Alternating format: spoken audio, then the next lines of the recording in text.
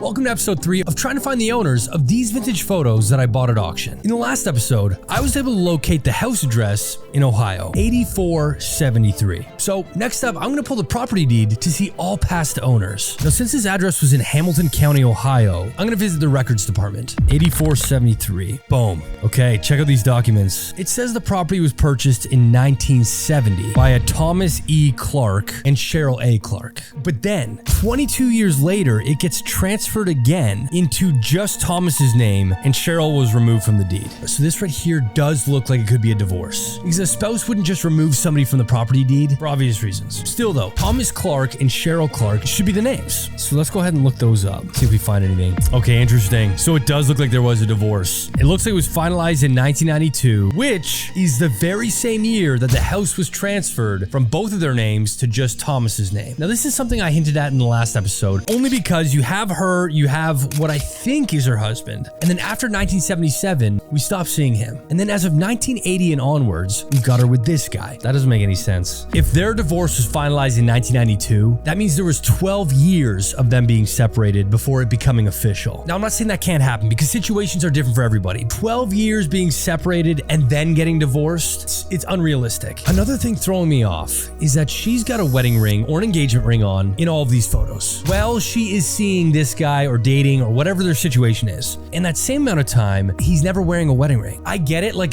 people's situations are different. When you guys watch Shot and Forgotten, it's important you know that I know that. Wearing a ring or not wearing a ring does not mean they're legally not married. However, looking at the sign of the times, wearing rings even to this day is something majority of married people do. It's symbolic, it's a wedding ring. It is a way to let others know that you are married. So even though there will be people commenting, just because there's no wedding ring doesn't mean they're not married. I get it, but you have to work with the majority of the cases. She's got a ring on, he doesn't. That's just why it's throwing me off. I have to be honest, guys. I'm not 100% sold that these people from these photos are them. But I am certain that the people on the deeds here are the same people that got divorced here. The dates are exact. It lines up. The owners of this property did get divorced in 92. Whether or not it's these people, we haven't figured that out yet. We need a photo to match their identities. Okay, look, let's go ahead and try to find the neighbor. Let's check the deeds on her house. Let's see what pops up. Okay, boom. Gracie and Howard Sanders. Let's see if we find anything on that. Okay, here she is. Oh, Grace Lorraine Sanders. This is her obituary, and that's her. Wow. Look, she lived until the age of 95 years old. Good for her. That's amazing. So her husband, Howard Sanders, I'm not sure if this is him, by the way. I haven't been able to find a photo that links the two, but Grace's husband, Howard, passed away in 1979. And that's why when you look at the property deed, the next year in 1980, the property goes solely into Grace's name. This would mean if she passed away at age 95, her husband passed away 39 years before she did. Now I see this sometimes, and forgive me if this is like a dark way of looking at things, but people get married with the idea that the rest of their lives they're going to spend it with each other. You're saying your vows, planning for infinity. One thing that always sort of boggles my mind, when one partner passes away before the others and there's a significant amount of time, it's almost a whole nother marriage or lifetime after that. For almost 40 years, Gracie lived without Howard. 40 years. Some people aren't even married that long. Okay, you know what? Let's try something here. Looking at the property on Google Maps, let's zoom out until we can find the nearest high schools, which would be right here. Deer Park High School. So we've got these photos of these kids attending prom, or what we would think is prom. They were taken in July of 1973, which would make them the graduating class of 73, if this is even prom. So let's source the yearbook from Deer Park High School in 1973.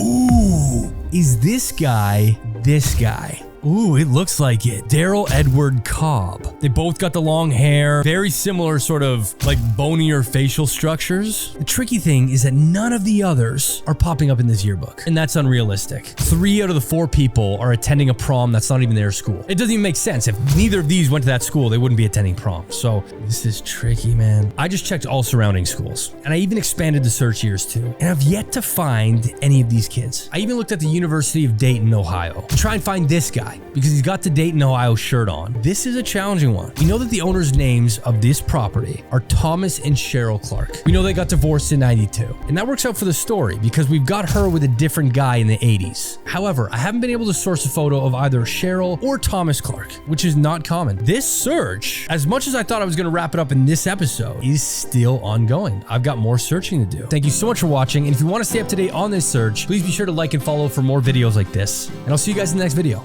See you guys later.